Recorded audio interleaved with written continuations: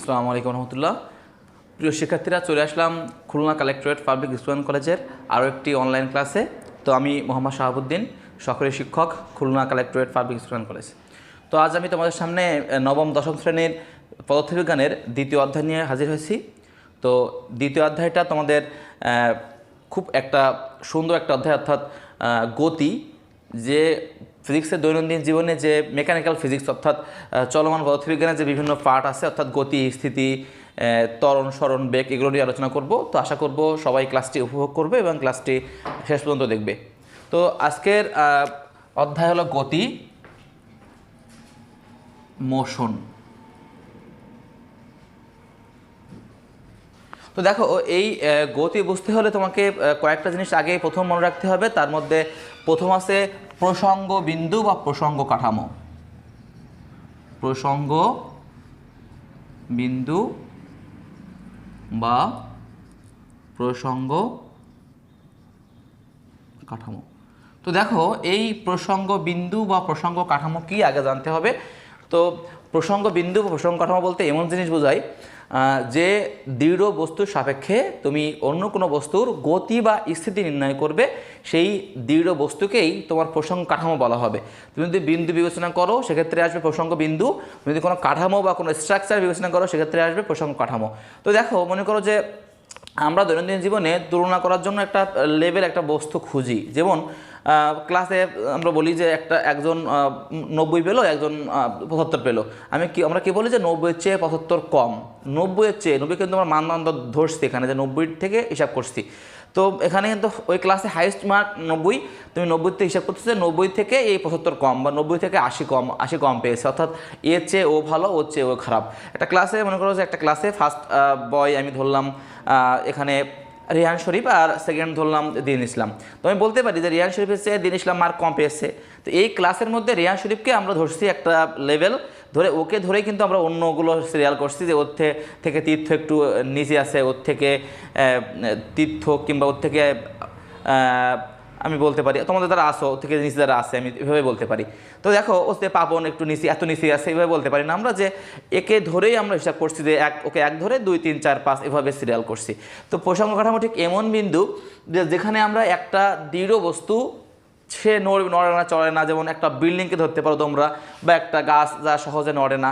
তো তুমি একটা গাড়িকে ধরতে পারো না, গাড়িতে চলমান বস্তু, ওকে প্রসঙ্গ কাঠামো ধরা যাবে না। ধরতে হবে দৃঢ় বস্তু, যেটা স্থির থাকে এমন বস্তু। তো ফিজিক্সের ভাষায় বলা হয় যে দৃঢ় বা শক্ত বস্তুর সাপেক্ষে অন্য কোনো বস্তুর গতি বা স্থিতি নির্ণয় করা হয়, একে বলা হবে প্রসঙ্গ কাঠামো বা প্রসঙ্গ বিন্দু। তো আশা করি বুঝতে পেরেছো। আমরা এরপরে যা বলো কি গতি। গতি বা স্থিতি আমরা সঙ্গে একসাথে বোঝার চেষ্টা করব। গতি বা স্থিতি, তো বলা যায় প্রসঙ্গ বিন্দু সাপেক্ষে বা প্রসঙ্গ কাঠামোর সাপেক্ষে কোনো বস্তুর সময়ের পরিবর্তনের সাথে, বা বলা যায় পারিপার্শ্বিকের সাপেক্ষে বা প্রসঙ্গ বিন্দুর সাপেক্ষে সময়ের সাথে যদি কোনো বস্তুর অবস্থানের পরিবর্তন ঘটে, অর্থাৎ তার অবস্থান সেখান থেকে সরে যায়, কোনো দিকে চলে যায়, পরিবর্তন ঘটে, তখন তাকে গতি বলা হবে। আর যদি অবস্থানের পরিবর্তন না ঘটে তাকে বলা হবে কি স্থিতি। আমি আবার বলবো, প্রসঙ্গ কাঠামো বা প্রসঙ্গ বিন্দু সাপেক্ষে অন্য কোনো বস্তুর সময়ের সাথে যদি তার অবস্থানের পরিবর্তন ঘটে তাহলে তাকে বলা হবে গতিশীল, আর যদি অবস্থানের পরিবর্তন না ঘটে তাকে বলা হবে স্থিতি বা স্থিতিশীল বস্তু। তো দেখো, এই গতি বা স্থিতি একে আবার দুই ভাগে ভাগ করা যায়। একটা বলা হয় আপেক্ষিক গতি, আপেক্ষিক আর পরম। আপেক্ষিক আর পরম বলা হয়। আপেক্ষিক গতি কাকে বলে বা পরম গতি কাকে বলে, আমরা স্থিতিও কাকে বলে দেখব। তো দেখো, আপেক্ষিক বলতে তুলনা করে বলা, যে এর চেয়ে ও ভালো, ওর চেয়ে ও খারাপ, ওর চেয়ে ও লম্বা, ওর চেয়ে ও মোটা, বলা যায় না, যে তুলনা করে বলতে হয়। আপেক্ষিক অর্থাৎ তুলনা করা।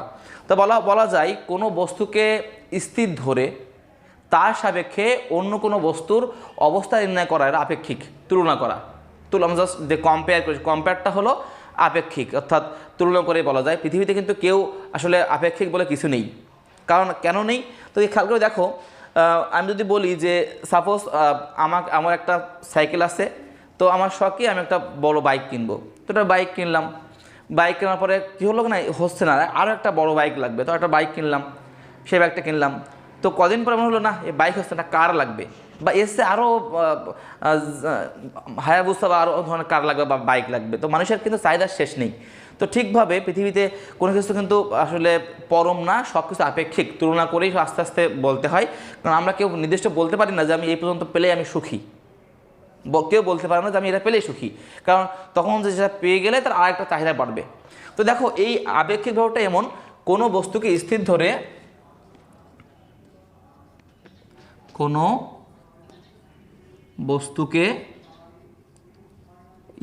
ধরে তার সাপেক্ষে অন্য কোনো বস্তুর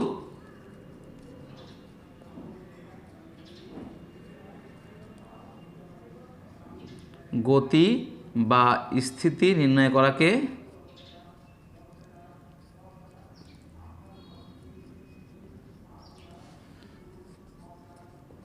আপেক্ষিক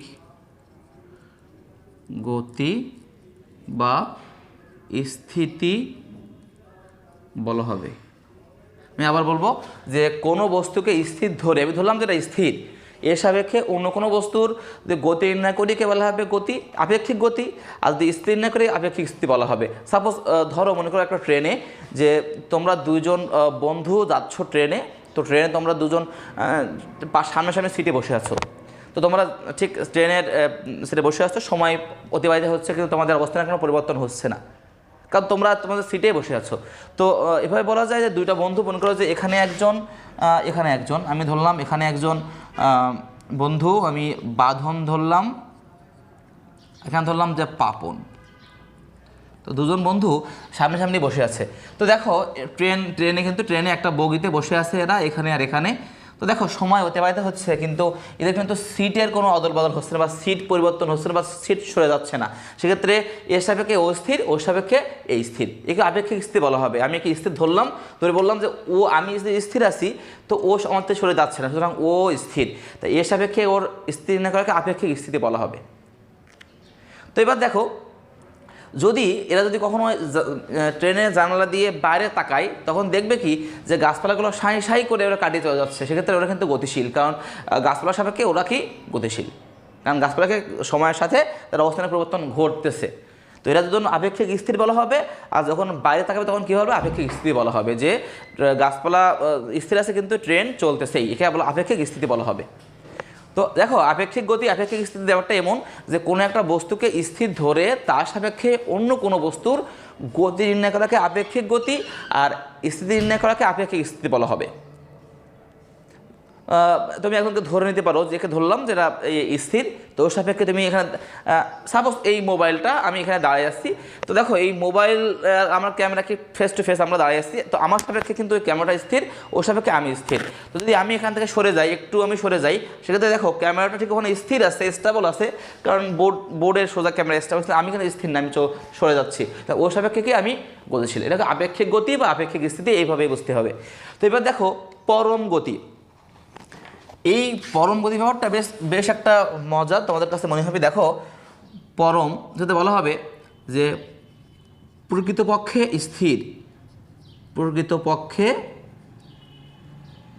স্থির কোনো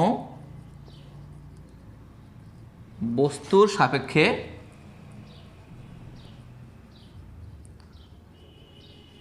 অন্য কোনো বস্তুর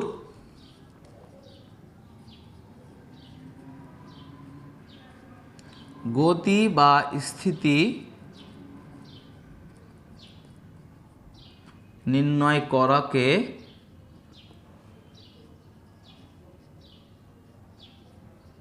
আপেক্ষিক তো পরম নির্ণয় করাকে পরম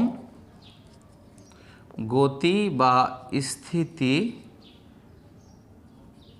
বলা হবে। অ্যাকচুয়ালি স্থির স্টেবল কোনো বস্তুর সাপেক্ষে অন্য কোনো বস্তুর গতি নির্ণয় করাকে পরম গতি, আর স্থিতি নির্ণয় করাকে পরম স্থিতি বলা হবে। আসলে এই পরম গতি বা পরম স্থিতি পাওয়া পৃথিবীতে কখনোই সম্ভব না, কারণ পৃথিবী কিন্তু নিজেই গতিশীল। আমার বলা হচ্ছে যে আসলে অ্যাকচুয়ালি স্থির হতে হবে, যা আসলে এই স্থির, এ সরে না, নড়ে না। এবং কোনো বস্তুর সাপেক্ষে যদি আমরা কোনো বস্তুর গতি নির্ণয় করি পরম গতি, আর স্থির নির্ণয় করলে বলা হবে পরম স্থিতি। কিন্তু আসলে পৃথিবীতে কোনো বস্তু স্থির না। তুমি ধরলে যে এই বিল্ডিংটা স্থির, এর সাপেক্ষে তুমি চলে যাচ্ছ, তুমি গতিশীল, আসলে এখানে কি পরম গতি হবে না। কারণ কি, পৃথিবী নিজেই তো নিজের রক্ষে ঘুরতেছে, বা সূর্যকে কেন্দ্র করে ঘুরতেছে, তো স্থির না। যদি স্থির হতো তাহলে পরম গতি হতো। কিন্তু আসলে পৃথিবীতে পরম গতি পাওয়া মহাবিশ্বে সম্ভব না, কারণ মহাবিশ্বে সবাই তো গতিশীল, সূর্য তো আছে। তো পৃথিবীতে কোনো কিছুই কি পরম নেই, সব কি আপেক্ষিক। পৃথিবীতে পরম গতিও পাওয়া সম্ভব নয়, পরম স্থিতি পাওয়াও সম্ভব নয়। কারণ পরম গতি পেতে হলে আমার আসলে স্থির একটা বস্তু লাগবে। যদি এই বস্তু পাওয়া সম্ভব না, সুতরাং পরম গতিও সম্ভব নয়, পরম স্থিতিও সম্ভব নয়। পৃথিবীতে যা কিছুই হয় সব কিছুকে আপেক্ষিক, তুলনা করা জাস্ট, পরম কিছুই না। আমি একটু আগে বলেছিলাম যে আসলে আমরা কেউ কারো যাতে সুখী না, আমরা চাই এসছে আরও কিছু, চাহিদা শেষ নেই, আমার এই আসতে এসছে বেশি কিছু হোক, সেটা হলে আবার একটা চাহিদা বাড়বে। তো এটা তো সুখ তো কিন্তু পরম নেই, সুখও পরম না, কারণ সে আসলে সুখী, কেউ কোনো সাথে সুখী না, সেটা আমি আরও একটু সুখী হই, আমার থেকেও সুখী, এরকম মনে হয়। তো আসলেই পৃথিবীতে পরম কিছু পাওয়া সম্ভব না আমি যা মনে করি। তো পরম গতিও সম্ভব না, পরম স্থিতিও কখনো সম্ভব না, কারণ যেহেতু পৃথিবীতে কোনো কিছুই আসলেই স্থির না। তো আশা করি বুঝতে পেরেছো। আমি আবার একটু বলবো, এই যে গতিকে দুই ভাগে ভাগ করা যায়, আপেক্ষিক গতি আর গতি বা স্থিতিকে দুই ভাগে ভাগ করা যায়, আপেক্ষিক আর পরম। আপেক্ষিক আর পরম। তো আপেক্ষিক বলতে বোঝায় কোনো বস্তুকে স্থির ধরে তার সাপেক্ষে অন্য কোনো বস্তুর গতি নির্ণয় করাকে আপেক্ষিক গতি বলা হবে, আর স্থিতি নির্ণয় করাকে আপেক্ষিক স্থিতি বলা হবে।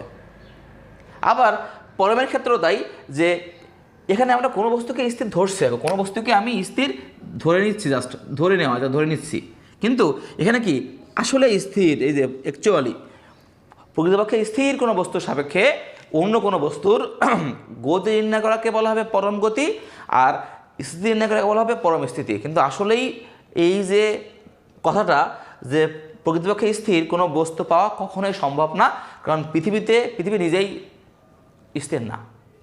সুতরাং এই পরম গতি বা পরম স্থিতি পাওয়া কখনোই সম্ভব না। সেজন্য একটা কোশ্চেন আসে প্রায় সময়, যে পৃথিবীতে কোনো গতি পরম নয়, পৃথিবীতে কোনো গতি পরম নয়,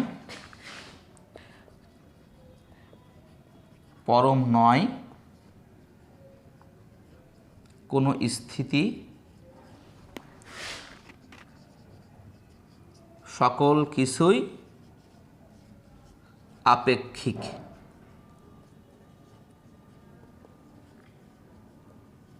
ব্যাখ্যা দাও। দেখো, এই কোশ্চেনটা 2 মার্কের কোশ্চেন হিসেবে আসে, অনেক সৃজনশীলে দেখা যায় এরকম ধরনের একটা ছন্দ আকার একটা প্রশ্ন, যে পৃথিবীতে কোনো গতি পরম নয় কোনো স্থিতি, সকল কিছু আপেক্ষিক, ব্যাখ্যা দাও, 2 মার্কের জন্য, অর্থাৎ উদাহরণমূলক প্রশ্ন। তো এই প্রশ্নের উত্তর দেখতে গেলে তোমাকে আগে এই দুটি সংজ্ঞা জানতে হবে, সংজ্ঞা লিখে একটু জাস্ট উদাহরণ দিতে হবে। তো আমি একটু বলে দিচ্ছি, তোমরা এটা হোমওয়ার্ক করবে নেক্সট দিন।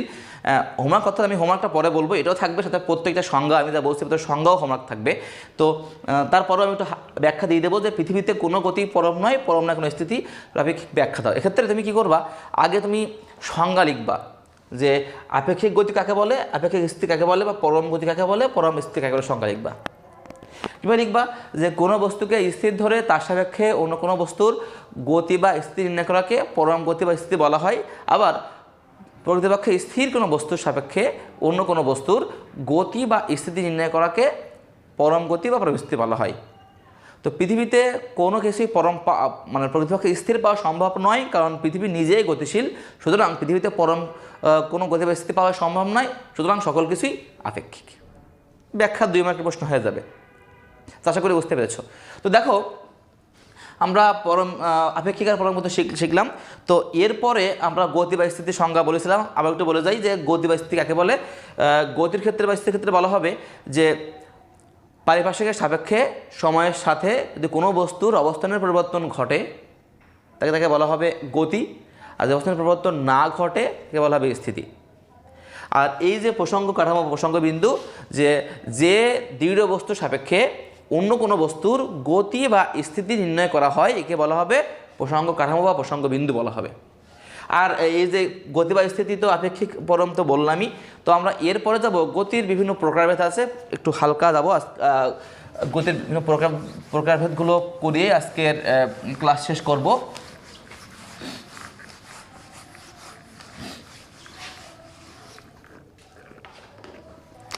তো দেখো গতির কয়েকটি প্রকারভেদ আছে, তার মধ্যে বলা হবে সরল রৈখিক গতি,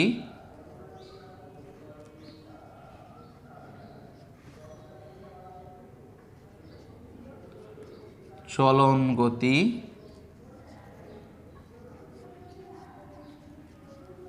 ঘূর্ণন গতি,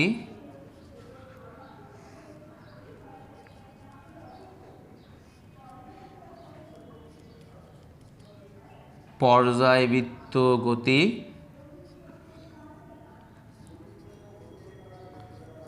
দোলন বা স্পন্দন গতি।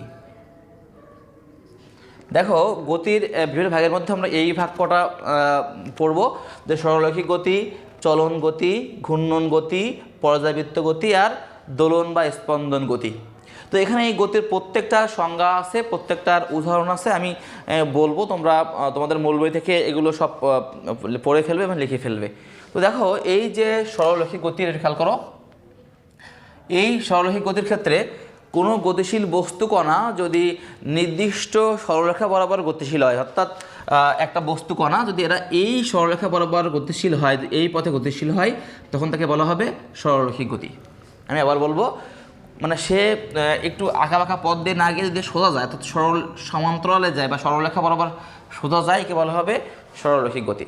তো সংজ্ঞায় বলতে হবে যে কোনো গতিশীল বস্তু কণার গতি যদি এমন হয় যে এটি নির্দিষ্ট সরলরেখা বরাবর চলতে থাকে, তখন ওই বস্তু কণার গতিকে বলা হবে সরলরৈখিক গতি।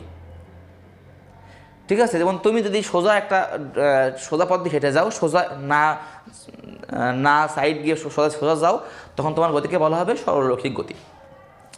তো এরপরে বলা আছে চলন গতি, এটা বেস্ট একটা ইম্পর্টেন্ট একটা সংজ্ঞা। চলন গতির ক্ষেত্রে বলা হবে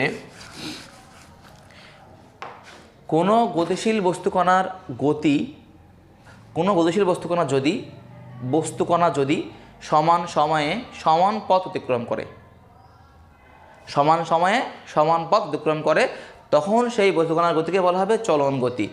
অর্থাৎ নির্দিষ্ট দিকে, এখানে দিকটা উল্লেখ আসবে, আমি আবার বলবো, কোনো গতিশীল বস্তুকণা যদি নির্দিষ্ট দিকে সমান সময়ে সমান পথ অতিক্রম করে, তখন ওই বস্তুকণার গতিকে বলা হবে চলন গতি। যেমন দেখো, তোমাদের বইয়ের উদাহরণটা আগে দেখাই, একটা এরোপ্লেন দেওয়া আছে, আমি জাস্ট সিম্বল দিলাম, এরোপ্লেন ঠিক এই পথ দিয়ে চলছে, হঠাৎ করে এর দিক পাল্টালো,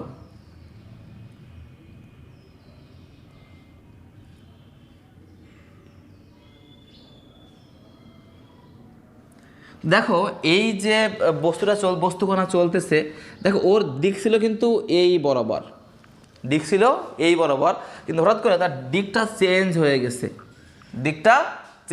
তোমাদের সংজ্ঞায় বলা আছে যে নির্দিষ্ট দিকে কোনো বস্তুকণা যদি নির্দিষ্ট দিকে সমান সময়ে সমান পথ অতিক্রম করে, তো দেখো নির্দিষ্ট দিকটা কিন্তু একই হতে হতো, কিন্তু দিকটা কিন্তু একই নেই, দিকটা চেঞ্জ হয়ে গেছে, সুতরাং এটা কি চলন গতি না, এটা কি চলন গতি নয়,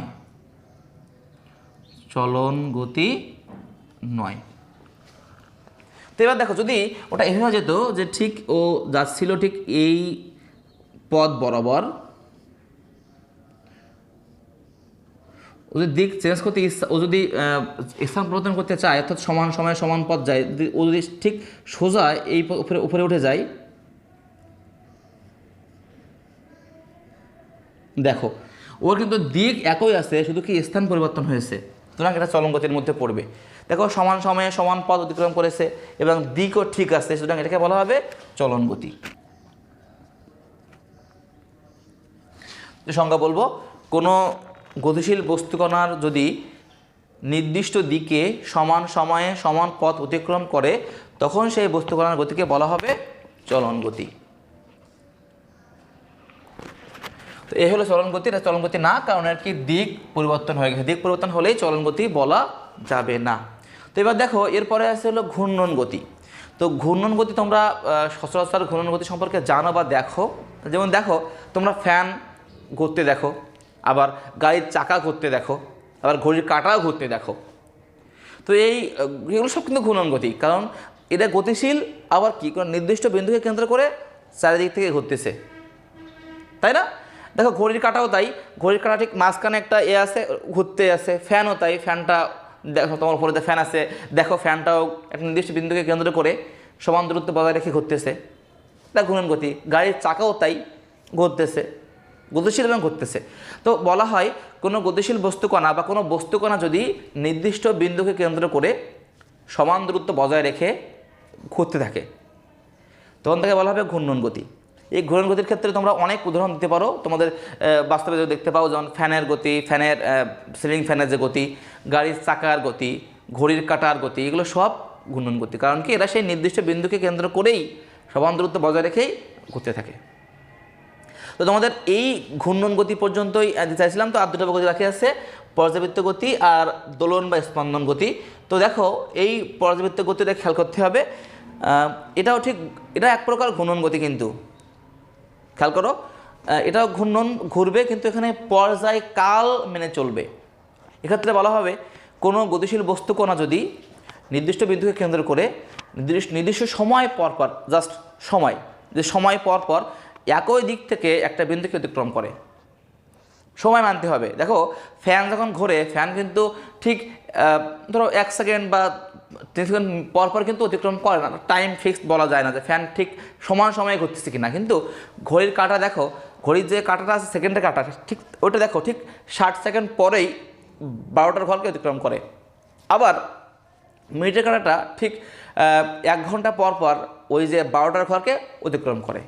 আবার যে ঘন্টা কাটা আছে ঠিক 12 ঘন্টা পরেই অতিক্রম করে, টাইম মেনে চলে, সময় মানতে হবে। অর্থাৎ পর্যাবৃত্তের ক্ষেত্রে পর্যায় কাল মানতে হবে।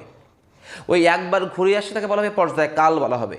যেমন সেকেন্ডের কাটার ক্ষেত্রে 1 মিনিট তার পর্যায়কাল, সেই 1 মিনিটে ওই রাউন্ড ঘুরে আসে, টাইম মেনে চলে, তার টাইমটা তার পর্যায়কাল বলা হবে। তো বলা হয় ঘূর্ণন গতিসম্পন্ন কোনো বস্তুকণা যদি নির্দিষ্ট সময় পর পর একই দিক থেকে নির্দিষ্ট বিন্দুকে অতিক্রম করে, তাকে বলা হবে পর্যাবৃত্ত গতি। এখানে সময়টা কিন্তু মেন কথা উল্লেখ আসবে। ঘূর্ণনে জাস্ট ঘুরলেই ঘূর্ণন গতি, কিন্তু পর্যাবৃত্তে ঘুরলেই হবে না, ঘুরতে তো হবেই, সাথে তাকে টাইম মানতে হবে, সময় মেনে চলতে হবে। আর এই যে পর্যাবৃত্ত গতি, এটা বেশ ইম্পর্টেন্ট, এর মনে রাখতে হবে। এই পর্যাবৃত্ত আর দোলন, এই দুটো দিয়ে কিন্তু একটা অধ্যায় আছে তোমাদের, 7ম অধ্যায়, তরঙ্গে বা শব্দের কাজে লাগবে, তরঙ্গের ক্ষেত্রে এই দুটো লাগবে। তো দেখো আমি এই যে পর্যাবৃত্ত গতি, এটাকে আগে একটা সংজ্ঞা দিই, আবার একটু বলি। কোনো গতিশীল বস্তুকণা যদি নির্দিষ্ট বিন্দুকে কেন্দ্র করে নির্দিষ্ট সময় পর পর একই দিক থেকে একটা বিন্দুকে অতিক্রম করে, তখন তার গতিকে বলা হবে পর্যাবৃত্ত গতি। এখানে পর্যায়কাল মানতে হবে। যেমন এটা উদাহরণ, এটা একটা মানে সবচেয়ে ভালো উদাহরণ কি, ঘড়ির কাঁটা, ঘড়ির কাঁটার গতি, এগুলো টাইম মেনে চলে।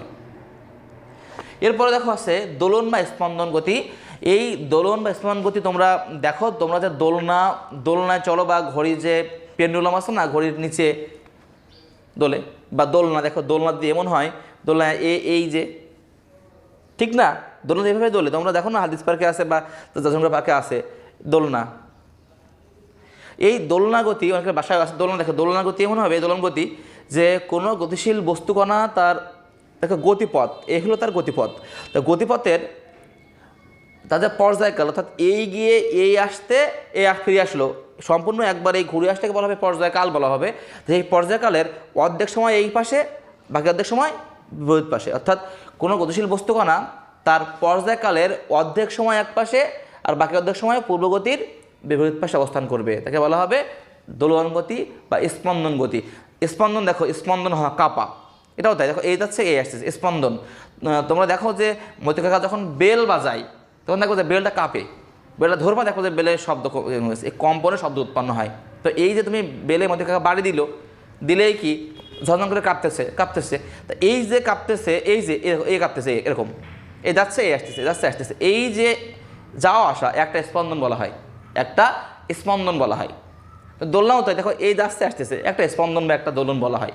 তো বলা হবে কোনো গতিশীল বস্তুকণা তার পর্যায়কালের অর্ধেক সময় এক পাশে আর বাকি অর্ধেক সময় পূর্বগতির বিপরীত পাশে অবস্থান করবে, তখন তার গতিকে বলা হবে স্পন্দন বা দোলন গতি। এই দোলন গতির দোলনকাল বের করার সূত্র হলো টি।